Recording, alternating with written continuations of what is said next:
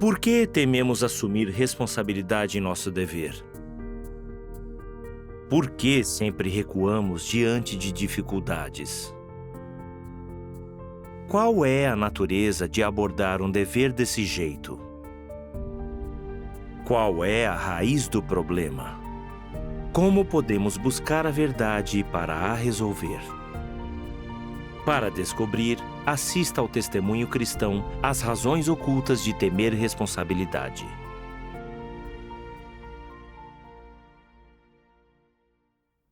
Eu era responsável pelo trabalho de rega na igreja. Quando mais pessoas aceitaram a nova obra de Deus, nossa igreja se dividiu em 3 e me encarregaram de uma delas. Depois da divisão, descobri que muitos irmãos que não estavam se reunindo regularmente foram designados para a minha igreja. Eu pensei que, já que nos faltavam regadores, apoiar todas essas pessoas que não se reuniam corretamente exigiria muito tempo e energia. Se eles desistissem porque não foram bem regados, os irmãos poderiam dizer que eu era incapaz e que tinha calibre baixo. Isso seria vergonhoso. Depois eu poderia ser podada e tratada ou responsabilizada pela saída deles. Se eu não fosse a encarregada, mas só um membro da equipe de rega, eu não assumiria essa responsabilidade. Achei que era muita pressão, como se estivesse atada a um grande fardo, e senti um peso no coração. Ao considerarmos nossos interesses pessoais, nos preocupamos mais. Sim. A líder queria que cultivássemos mais pessoas para resolver a falta de regadores. Mas quando vi quantos recém-convertidos não estavam se reunindo, a dificuldade me consumiu. Achei que eu não seria capaz de treinar as pessoas a tempo e fiquei desanimada. Depois disso, fiquei passiva demais no trabalho. Eu não treinava nem regava os que eu deveria estar treinando e regando, o que prejudicou o nosso trabalho. Sentindo-me muito transtornada, eu orei a Deus. Deus, falta-me estatura. Quando vi quantos problemas existem nessa nova igreja, eu quis abandoná-la. Sei que essa não é a tua vontade. Por favor, guia-me a refletir sobre mim mesma e a mudar meu estado incorreto para que eu assuma esse trabalho. Em meus devocionais, li as palavras de Deus. Deus Todo-Poderoso diz: algumas pessoas têm medo de assumir responsabilidade durante o cumprimento do seu dever. Se a igreja lhes der um trabalho a fazer, elas considerarão primeiro se o trabalho exige que elas assumam responsabilidade e, se assim for, elas não aceitarão o trabalho. Suas condições para cumprir um dever são, em primeiro lugar, que ele deve ser um trabalho lento. Em segundo lugar, que não deve ser corrido nem cansativo. E em terceiro lugar, que não importa o que façam, elas não assumam nenhuma responsabilidade. Esse é o único tipo de dever que elas assumem. Que tipo de pessoa é esse? Essa não é uma pessoa escorregadia e enganosa? Ela não quer assumir nem o mínimo de responsabilidade. Quando as folhas caem das árvores, elas têm medo de que o céu esteja caindo. Que dever uma pessoa desse tipo pode cumprir? Que utilidade ela poderia ter para a casa de Deus? O trabalho da casa de Deus tem a ver com o trabalho de combater Satanás e com a disseminação do Evangelho do Reino. Que dever não envolve responsabilidades? Vocês diriam que ser líder envolve responsabilidade? Suas responsabilidades não são ainda maiores e não deve ele assumir responsabilidades ainda mais? Você espalha o Evangelho, testifica, produz vídeos e coisas do tipo. Na verdade, o trabalho que você faz, não importa o que seja, envolve responsabilidades. contanto que diga respeito aos princípios da verdade. Se o cumprimento do seu dever não se basear em princípios, isso afetará o trabalho da casa de Deus, e se você tem medo de assumir responsabilidade, você não pode cumprir nenhum dever. Alguém que teme assumir responsabilidade ao cumprir seu dever é covarde ou existe algum problema com o seu caráter? Você deve ser capaz de saber a diferença. Fato é que não se trata de uma questão de covardia. Se essa pessoa estivesse correndo atrás de riqueza ou se estivesse fazendo algo em interesse próprio, como poderia ser tão corajosa? Ela assumiria qualquer risco. Mas quando faz coisas para a igreja, para a casa de Deus, ela não assume risco algum. Tais pessoas são egoístas e vis, as mais traiçoeiras de todas. Qualquer um que não assume responsabilidade ao cumprir seu dever, não é nem um pouco sincero para com Deus, sem falar da sua lealdade. Que tipo de pessoa se atreve a assumir responsabilidade? Que tipo de pessoa tem a coragem de suportar um fardo pesado? Alguém que assume a liderança e avança corajosamente no momento crucial do trabalho da casa de Deus, que não tem medo de suportar uma responsabilidade pesada e suportar grandes dificuldades quando vê o trabalho que é mais importante e crucial. É alguém leal a Deus, um bom soldado de Cristo. Será que todos os que temem assumir responsabilidades no seu dever agem assim por não entender a verdade? Não. Trata-se de um problema na sua humanidade. Eles não têm senso nem de justiça, nem de responsabilidade.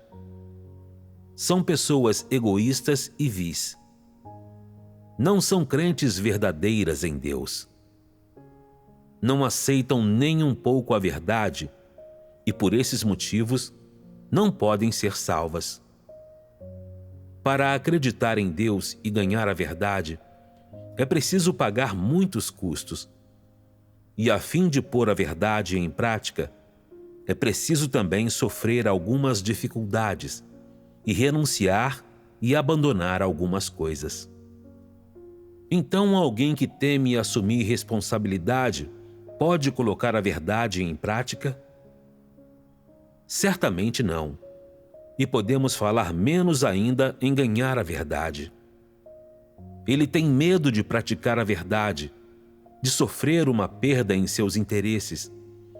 Ele tem medo de ser humilhado, de ser depreciado e de ser julgado. Não se atreve a praticar a verdade. Portanto, não pode ganhá-la. E ainda que acredite em Deus por muitos anos, não pode alcançar a salvação dele. Amém. Vendo o que foi revelado nas palavras de Deus, fiquei chateada. Deus diz que aqueles que temem assumir responsabilidade em seu dever são os mais egoístas, vis e enganosos. Eles não conseguem praticar a verdade e jamais alcançarão salvação. Eu estava agindo desse jeito. Quando vi que havia muitos recém-convertidos que se reuniam irregularmente e poucos candidatos para treinar, eu não pensei em como considerar a vontade de Deus e fazer com que os recém-convertidos fossem regados adequadamente para que criassem raízes no caminho verdadeiro mais cedo. Eu os tratei como um fardo. Pensei em quanto tempo e energia seriam necessários para apoiá-los. E que os outros me menosprezariam se eu não o fizesse bem. Eu seria podada e tratada e responsabilizada se fosse sério. Parecia ser um trabalho oneroso que poderia não produzir resultado, e então eu resisti. Embora me forçasse a fazê-lo, eu fui passiva. Já que eu fui irresponsável, não treinei as pessoas que deveriam ter sido treinadas, e alguns deixaram de vir regularmente. O Evangelho de Deus dos últimos dias está se expandindo rapidamente, e mais pessoas se voltam para Deus. regar bem os recém-convertidos é o desejo urgente de Deus. Mas eu só pensava em meus interesses, não na vontade de Deus.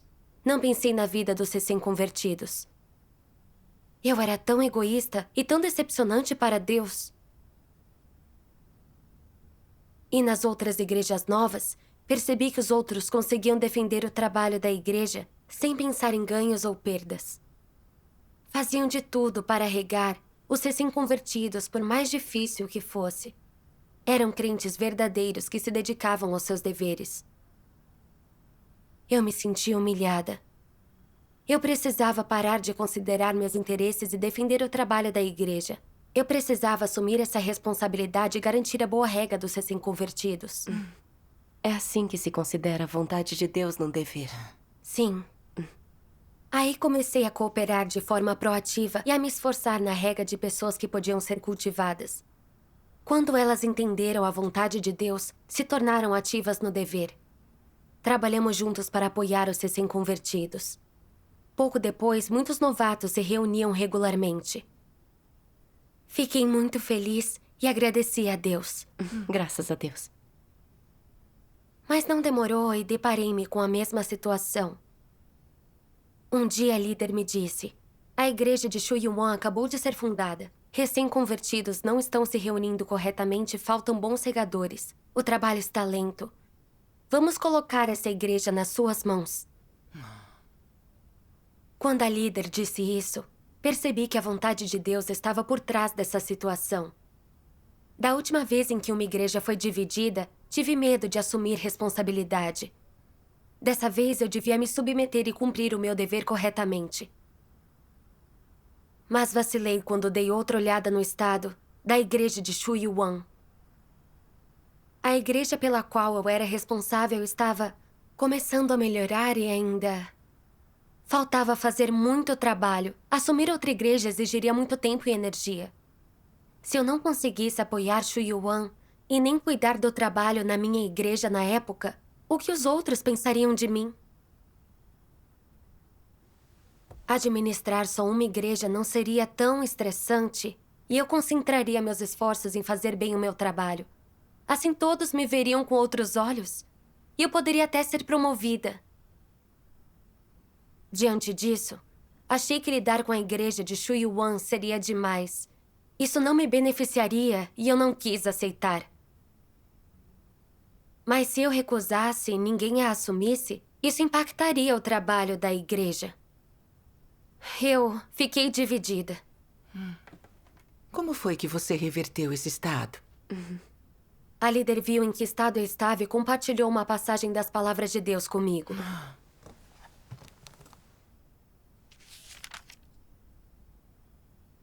Se você é muito bom em certo tipo de trabalho profissional e o tem feito por pouco tempo a mais do que os outros, então tarefas mais difíceis deveriam ser atribuídas a você. Você deveria receber isso de Deus e obedecer. Não seja exigente, dizendo: por que dificultam a minha vida? Dão as tarefas fáceis a outras pessoas e me dão as difíceis. Não tentam dificultar a minha vida? O que é tentam dificultar a sua vida? Arranjos de trabalho são feitos sob medida para cada um. Você aprendeu muito e Deus lhe deu muito. É correto que receba um fardo maior. Isso não foi feito para dificultar a sua vida. É exatamente de que você precisa. Esse é o seu dever. Então não tente escolher, nem dizer não, nem sair dele. Por que você acha difícil? Se você puser seu coração nele, será capaz de realizá-lo. Você acha difícil como se injustamente lhe dificultassem a vida. Isso é a efusão de um caráter corrupto. Isso é recusar-se a cumprir o seu dever e não receber de Deus. É não praticar a verdade.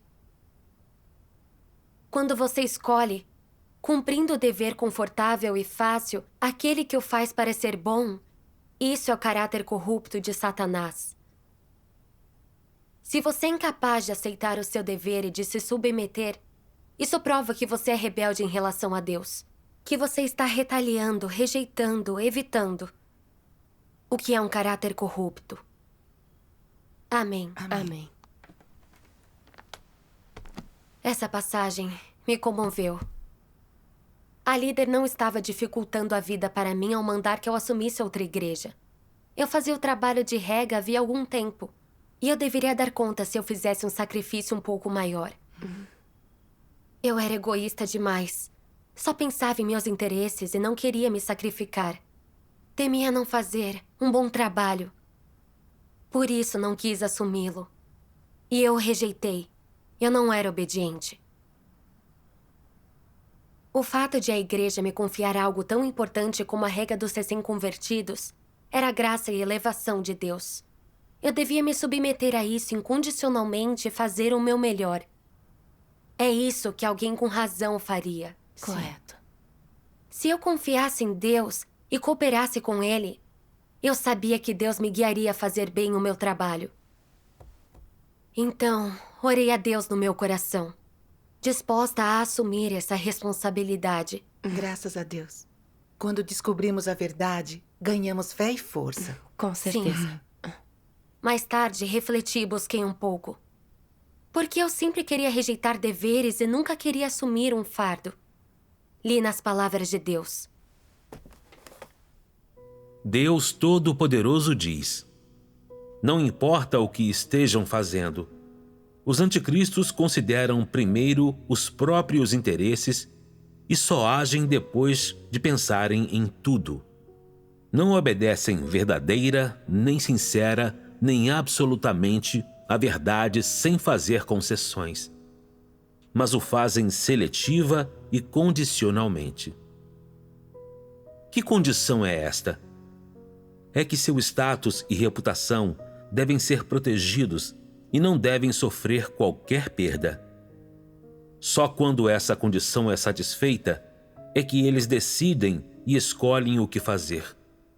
Isto é, os anticristos levam em alta consideração como tratar os princípios da verdade, as comissões de Deus e o trabalho da casa de Deus, ou como lidar com as coisas com que se deparam.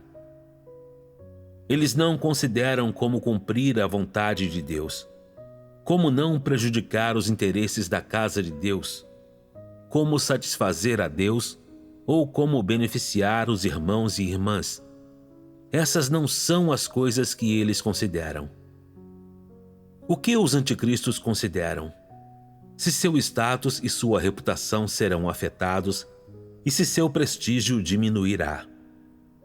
Se fazer algo de acordo com os princípios da verdade beneficia o trabalho da igreja e os irmãos e irmãs, mas causaria dano à sua reputação e faria muitas pessoas perceberem sua verdadeira estatura e saber que tipo de natureza e essência eles têm, eles definitivamente não agiriam de acordo com os princípios da verdade. Se fazer trabalho prático fará com que mais pessoas os tenham em alta estima, os venerem e admirem, ou capacite suas palavras a ter autoridade e a fazer com que mais pessoas se submetam a eles, eles escolherão fazer isso dessa forma. Caso contrário, eles jamais preferirão descartar seus interesses em consideração aos interesses da casa de Deus ou dos irmãos e irmãs. Essas são a natureza e a essência dos anticristos. Isso não é egoísta e vil? Até que as pessoas tenham experimentado a obra de Deus e ganhado a verdade, é a natureza de Satanás que assume o controle e as domina por dentro. O que especificamente essa natureza acarreta? Por exemplo, por que você é egoísta? Por que protege a própria posição? Por que você tem emoções tão fortes? Por que aprecia aquelas coisas injustas? Por que gosta daqueles males? Qual é a base para sua afeição por tais coisas? De onde vêm essas coisas? Por que você fica tão feliz em aceitá-las? A esta altura, vocês todos vieram a entender que a razão principal por trás de todas essas coisas é que o veneno de Satanás está dentro de vocês. Qual então é o veneno de Satanás? Como ele pode ser expressado? Por exemplo, se você pergunta: como as pessoas deveriam viver? Para que deveriam viver? As pessoas responderão: é cada um por si e o diabo pega quem fica por último. Esse simples provérbio expressa a raiz exata do problema. A filosofia de Satanás se tornou a vida das pessoas. Não importa o que as pessoas busquem, elas o fazem para si mesmas. E assim, só vivem para si mesmas. É cada um por si e o diabo pega quem fica por último. Isso é a vida e a filosofia do homem e representa também a natureza humana. Essas palavras já se tornaram a natureza da humanidade corrupta, o retrato verdadeiro da natureza satânica da humanidade corrupta. E essa natureza satânica já se tornou a base para a existência da humanidade corrupta. Durante vários milênios, a humanidade corrupta tem vivido segundo esse veneno de Satanás, até o dia atual. Amém. Encontrei a resposta nas palavras de Deus. A razão pela qual eu não queria assumir um fardo era que eu vivia segundo o caráter de um anticristo, sendo egoísta e enganosa. Eu vinculava cada coisa que eu fazia aos meus interesses, com a pré-condição de não interferir nos meus interesses pessoais. Eu não estava considerando a vontade de Deus, nem defendendo o trabalho da igreja. Quando vi que recém-convertidos na minha igreja nova não se reuniam regularmente, eu temi que meu sucesso no dever fosse impactado, o que prejudicaria minha reputação. Quando a líder pediu que eu supervisionasse a igreja, eu sabia que, se os recém-convertidos não fossem regados logo, eles seriam prejudicados por pastores religiosos e desistiriam. Mas eu não quis aceitar o trabalho. Fiquei pesando os prós e contras para mim mesma, pensando apenas em como terminar o trabalho pelo qual eu já era responsável. Desse jeito, não seria tão estressante e eu não teria de sofrer muito. Se eu realizasse algo no final, eu receberia a aprovação dos outros e deixaria uma impressão boa. Eu vivia segundo o veneno satânico, cada um por si e o demônio pega o último. Quando, confrontada com qualquer coisa, eu pensava se seria bom para a minha reputação. Se meus interesses fossem prejudicados, mesmo sendo bom para o trabalho da igreja, eu preferia não fazê-lo. Eu resistia e recusava. Não era genuína nem submissa a Deus. Os que tinham acabado de aceitar a obra de Deus nos últimos dias ainda não conheciam a verdade. Eram suscetíveis à interferência dos pastores, que podiam enganá-los e afugentá-los. Por isso a igreja me designou para regá-los. Confrontada com uma tarefa tão importante, eu não assumi a responsabilidade nem cumpri meu dever, temendo que minha reputação sofresse se eu não fizesse um bom trabalho. É o tipo de caráter de um anticristo. Egoísta, desprezível e interesseiro. Eu me enchi de remorso e culpa. Senti que devia muito a Deus e quis me arrepender diante dele. Graças a Deus. Também consigo aprender algo com suas reflexões. Agora vejo que considerar nossos interesses e nosso dever é egoísta e mostra o caráter de um anticristo. Com certeza. Depois li mais das palavras de Deus. Eu leio.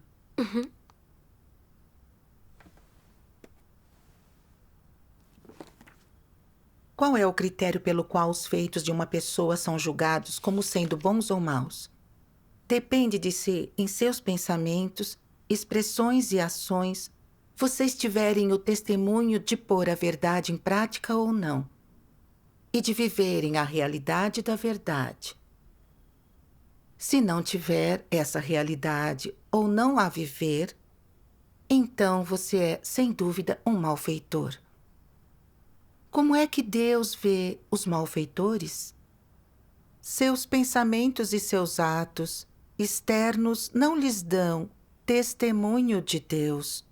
Tampouco envergonham nem derrotam Satanás. Em vez disso, envergonham a Deus e estão repletos de marcas que lhe trazem vergonha. Você não está testificando de Deus, não está se despendendo por Deus, nem está cumprindo sua responsabilidade e suas obrigações para com Deus. Em vez disso, está agindo para o próprio bem. O que significa para o próprio bem? Significa para o bem de Satanás. Por isso, no fim, Deus dirá: apartai-vos de mim, vós que praticais a iniquidade. Aos olhos de Deus, você não fez boas ações, mas cometeu o mal.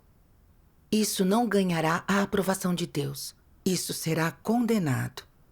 O que alguém com tal crença em Deus busca ganhar? Tal crença não seria em vão no final? Amém. Amém. Amém. As palavras de Deus são muito claras. Deus não olha para o quanto sofremos, mas para o que está em nosso coração e o que revelamos quando cumprimos nosso dever e se temos um testemunho de praticar a verdade. Se o motivo de uma pessoa em seu dever não é satisfazer a Deus, se ela não pratica a verdade, então, por mais que ela dê, Deus vê isso como cometer o mal e se opor a ele. Sim. Sim. Lembrando-me do que minha mentalidade revelava naquela época, eu sempre planejava em torno dos meus interesses e queria me esquivar do meu dever. Embora o aceitasse com relutância, eu não era responsável. Não treinei quem deveria ter treinado, e alguns recém-convertidos não estavam se reunindo regularmente porque eu não os reguei a tempo. Meus motivos e comportamentos enojavam a Deus. Aos olhos de Deus, eu estava cometendo mal e resistindo a Ele. Sim. Era crente havia anos e desfrutei do sustento da verdade de Deus, mas não pensei em retribuir o amor de Deus. Quando o trabalho da igreja mais precisou de apoio, eu não quis assumir um fardo. Eu não estava satisfazendo a Deus. Não tinha consciência nem humanidade. Em silêncio eu orei. Ó Deus, eu tenho buscado nome e status em meu dever sem proteger o trabalho da igreja. Sou tão egoísta. Não cumpri bem o meu dever e estou endividada contigo. Deus, obrigada por me dar outra chance. Quero me arrepender, assumir esse fardo e dar o máximo em meu dever para compensar minhas transgressões passadas. Amém. Mais tarde, li as palavras de Deus, que me deram uma senda de prática. Para quem cumpre o dever, seja o conhecimento da verdade profundo ou não, a maneira mais simples de prática para entrar na realidade da verdade é pensar nos interesses da casa de Deus em tudo e abrir mão de desejos egoístas, intenções individuais, motivos, orgulho e status. Priorize os interesses da casa de Deus. Isso é o mínimo que se deve fazer.